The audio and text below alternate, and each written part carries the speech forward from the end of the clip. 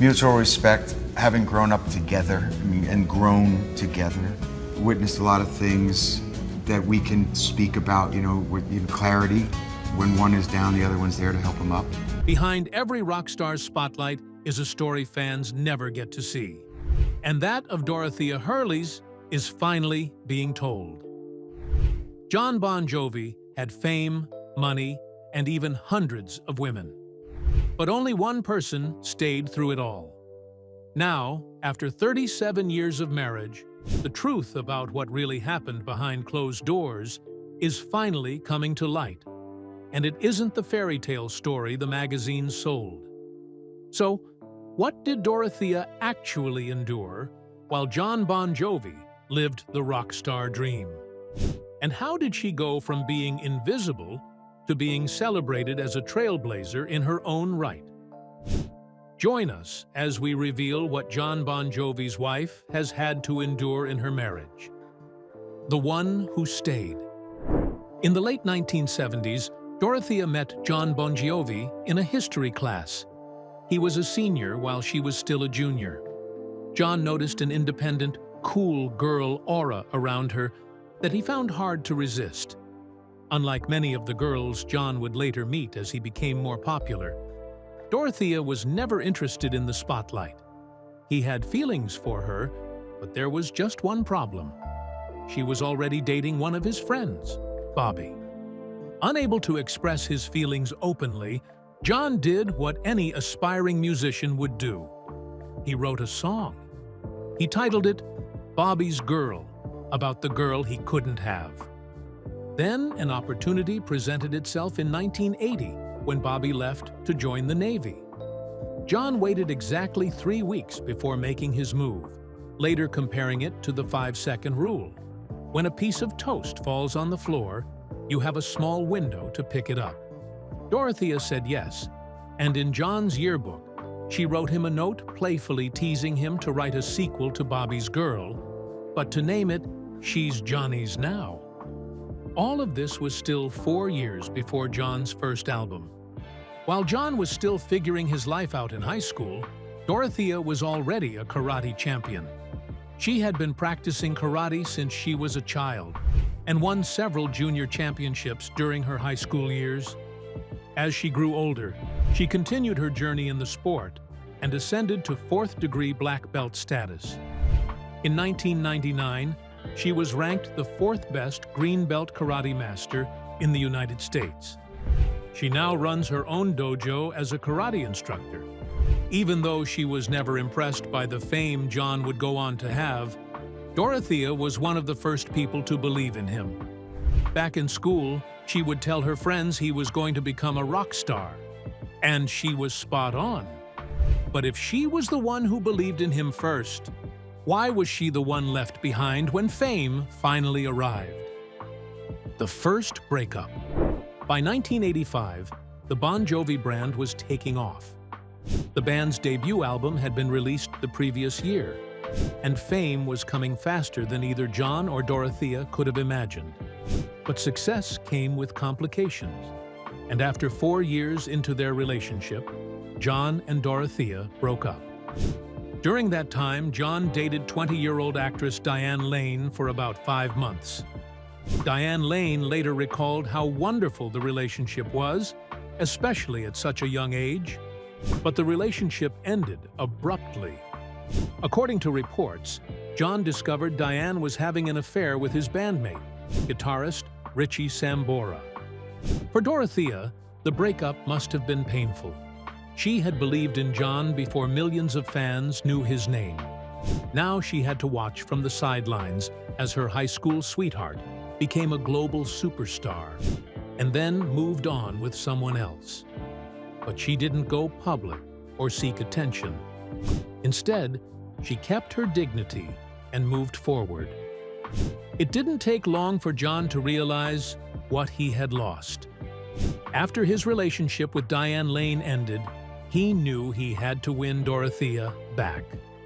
But instead of sending flowers or making grand gestures, Jon went straight to her mother's house to ask for another chance. Years later, Jon admitted he told her to come with him, and restart the relationship he had thrown away. And in his words, Dorothea fell for it and took him back. They reconciled, and Dorothea came back on her own terms. She wasn't the same girl he had walked away from. Choosing him meant choosing a future that would be anything but ordinary. Dorothea knew what she was signing up for, and maybe that was exactly why she'd agreed to Jon's unbelievable idea. A Vegas wedding. By 1986, Bon Jovi had released Slippery When Wet, the album that would make them global superstars, and 3 years later, they followed it with New Jersey, another #1 album. The world was in the palm of their hands. But for Jon, something was still missing. While the band was on their New Jersey syndicate tour, playing 3 nights at the Forum in Los Angeles, Jon looked at Dorothea and had an idea. They had been dating for 9 years by this time and wanted to get married, but Dorothea didn't want the media events or spectacle. And with Jon being America's boy at that time, they couldn't possibly have a private wedding unless they eloped. Jon shared his idea with Dorothea, and on April 29, 1989, the lovebirds tied the knot at a Vegas chapel, without rings and a taxi driver as their witness. When they returned from Vegas, the backlash was immediate. The timing couldn't be worse from a business perspective. Bon Jovi was at the height of its popularity, and Jon's image as an unmarried rock star sold a fantasy that made it even more famous. Getting married could make female fans lose interest, and ticket sales would crash. His manager condemned his actions, calling them a bad career move. Even his parents gave him a lot of heat for it. However, it took Jon just a few days to brush it all off and stop caring about what people said. But for Dorothea, this was just the beginning of poor public opinion about her, and Jon himself wouldn't make it easy for her. Living in the shadows, that initial public backlash after their marriage, and Dorothea's own limited interest in fame, ended up putting Dorothea in the shadows of her husband's fame. It was so bad that there is even a standing joke in their family about how restaurant staff would ignore her because they're more focused on her husband. Sometimes, everyone's meal would show up except hers, or they would offer her the wrong thing instead. Whenever Dorothea spoke about it, she'd laugh about it, never truly complaining. But that doesn't mean everything was indeed fine. Let's be honest about what Dorothea actually lived through. Dorothea never came out to truly reveal the lowest lows of her marriage, but Jon has admitted it himself.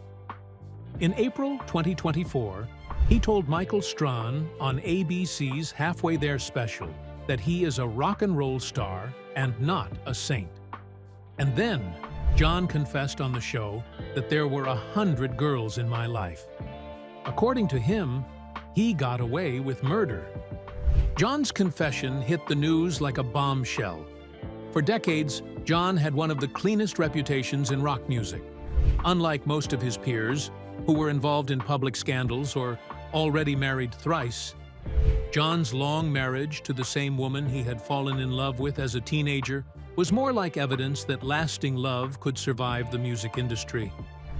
But with the revelation, people didn't know what to think. Some people praised Jon for finally telling the truth, rather than maintaining the pretense that everything was perfect.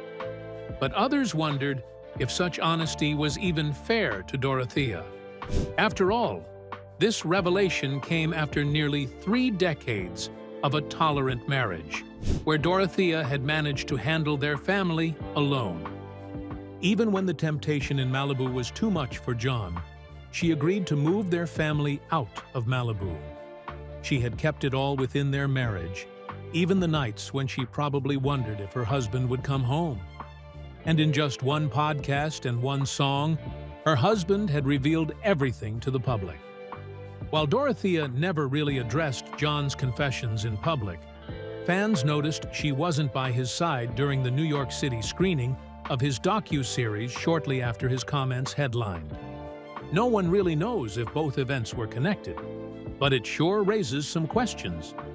So why would Dorothea stay despite all the heartbreak in her marriage?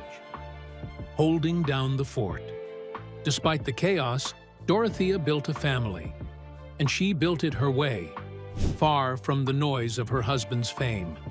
Though Dorothea had started dating Jon since she was 18, they only started having children when she was 30, and their last child when she was 41. She made sure to space them so she had time to pour herself into each child, while also continuing her own journey as a karate instructor and eventually a fourth-degree black belt. 4 years into their marriage, the couple welcomed their first child and only daughter, Stephanie Rose. 2 years later, they had a son, Jesse James Lewis. For a while, many thought they were done. But in 2002, Dorothea and Jon welcomed another son, Jacob Hurley, known as Jake. And 2 years later, Romeo, their youngest, was born. Dorothea was determined to raise grounded children who wouldn't be forced into the spotlight just because their father is in it. In a 2016 interview with People, she explained that she and Jon try hard just to give their kids a normal life. That meant prioritizing family dinners and making sure family always came first. She never dragged the kids to red carpet events or industry functions. Jon has also spoken about how Dorothea instilled strong values in their children. He has said that Dorothea made sure they didn't feel any entitlement to Jon's money. If they needed more than what was truly important, they had to work for it. The children didn't have credit cards and only got cell phones later than most of their peers. Dorothea made sure they understood the value of $1 and the importance of earning their own way. So, for a mother who wanted to raise her children a particular way, she probably didn't want them to grow up in a broken home. Maybe that was why she stayed regardless. Their parenting seemed to work on each child. Stephanie, the eldest, has worked as a crew member on several television shows and shorts. She was the one Jon wrote the song "I've Got the Girl" about, and later he wrote "Kiss the Bride" for her wedding. Stephanie, who now works as a camera operator on TV shows, made a rare public appearance with her mom and dad at the MusiCares Person of the Year Gala in February 2024, where Bon Jovi was honored for his philanthropic work. But raising Stephanie wasn't all sunshine. In 2012, the family faced its darkest moment when 19-year-old daughter Stephanie suffered a heroin overdose in her dorm room at Hamilton College in upstate New York. She was found unresponsive shortly before 2 in the morning, and a friend made the frantic call for help. Police found several illegal substances in the room, and Stephanie was arrested at the hospital on multiple misdemeanor charges. But thanks to a new Good Samaritan drug law, charges were later dropped. As for their first son, Jesse, he attended the University of Notre Dame, where he played football. He later launched the Hampton Water Rosé Company with his father. In 2024, he married his fiancée, Jessie Light, at the same Las Vegas chapel where his parents eloped in 1989. Jake, the third child, married Stranger Things actress Millie Bobby Brown. The couple adopted a daughter in August 2025. However, Romeo, the youngest, has made it clear he wants no part of the Nepo baby label, preferring to build his own identity away from his father's fame. With all her children established, Dorothea didn't have to hold things together at home. And all along, she had been building something that would eventually pull her out of the shadows and into a spotlight of her own. What could be big enough to make her embrace some fame of her own? Her envisioned kitchen. Many people know about the Jon Bon Jovi Soul Foundation, and even from the name, most believe it was all Jon. But the truth is, the Soul Kitchen concept was Dorothea's idea from the start. The JBJ Soul Kitchen runs on a pay-what-you-can model. If someone has money, they donate enough to cover their meal and chip in for the next person. If they don't have money, they wash dishes or bus tables for an hour and eat for free. Since they opened, they've served over 234,000 meals, and roughly 60% of their diners earn their food by volunteering. But that kitchen is just one piece of what she built. The Jon Bon Jovi Soul Foundation, which she actually manages, has helped provide nearly 1,000 units of affordable housing across 12 states, solving housing problems for veterans, homeless youth, and even families who had nowhere else to go. The foundation actually started because Jon once looked out a window in Philly, saw a guy sleeping on a metal grate, and realized hunger was just the tip of the iceberg. Homelessness was everywhere, so that became their mission. But once the Soul Kitchen opened in Red Bank back in 2011, they moved more of their energy toward New Jersey, while still funding projects elsewhere. But even the kitchen does way more than just feed people. They help with job training, mental health referrals, and Jon once bragged that they've helped clear 45 people's records so far.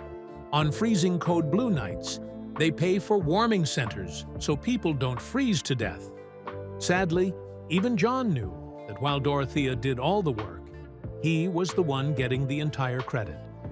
She never complained about it, at least not publicly, but she did say the foundation gave them back something they'd almost lost: their spark. Working side by side on something real forced them to reconnect, to remember why they even liked each other before the fame and the chaos. But the recognition she deserved finally caught up to her. In November 2025, she was inducted into the New Jersey Hall of Fame as an unsung hero. Honestly, that was just the perfect title for her. Then came June 2026, when the foundation snagged a James Beard Impact Award in Chicago. For Jon, it was just another trophy. But for Dorothea, this one hit different. For the first time in 37 years, the spotlight was on her, and she had earned every second of it. But even with all that recognition and everything Jon had put her through, Dorothea never stopped being the one person Jon could count on, especially when everything else fell apart. The voice that saved his voice.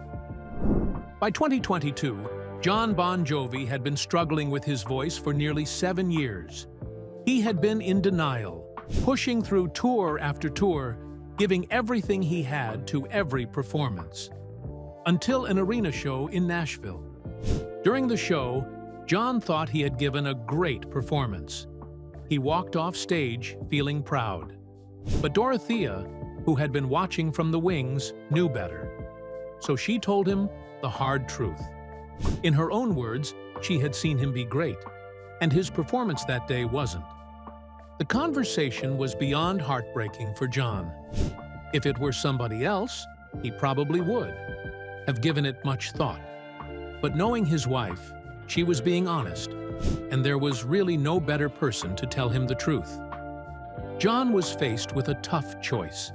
He could either wrap it all up and retire, or seek help concerning what was wrong. After considering it all, Jon decided to seek help. It was going to be tough, and he would have to depend on people after treatment. But somehow, he had faith in his wife. In the summer of 2022, Jon underwent vocal fold medialization surgery to deal with the loose vocal folds that were stealing his voice. The surgery was the easy part, the healing, not so simple. Over the next 4 years, there was no 100% guarantee that he would ever sing again. He worked with vocal coaches and did daily voice exercises. Dorothea was by his side through all of it, just as she had been through every other challenge in their 4 decades together. Then, in the spring of 2026, something changed. Jon was rehearsing for the band's upcoming Forever tour. Dorothea heard him sing again. This time, she told him it was so damn good that people would think he had recorded it.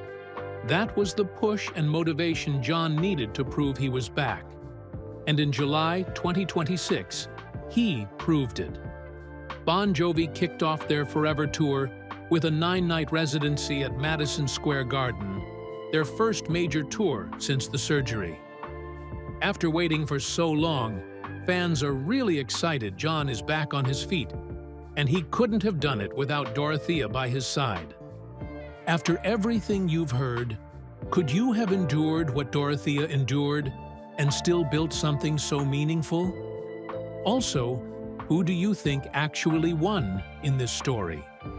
Share your thoughts with us in the comments section. Remember to like, share, and subscribe for more. Also, click the next video showing on your screen.